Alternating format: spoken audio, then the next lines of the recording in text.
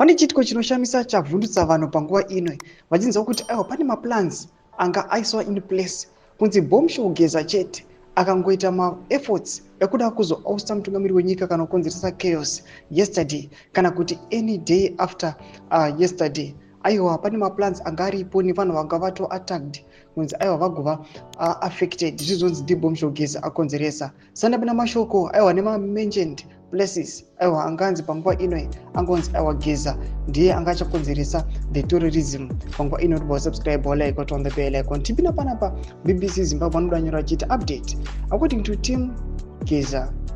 Major Sean Mnangagwa, President Emmerson Mnangagwa Sisulu was ready to bomb schools and churches, killing school children if a protest continued.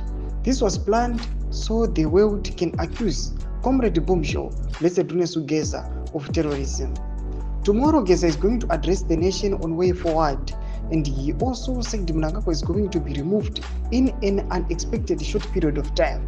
Thomas panobuda panapa atiri kuona kuti aiwa according to an address inobuda ichitaurwa neteam Geza vari kuti aiwa Bombshell anga atonzi ngatigarire pasi titaurirane, but panguva ino Bombshell aratidza kuti aiwa akati maprotest andichaiti, but inini yo dish handisi kuigamuchira, zvido zvinyu handisi kuzvigamuchira, but panguva ino ndichamisa maprotest, but ndichazopa an address a day after today ranhasi on a false day.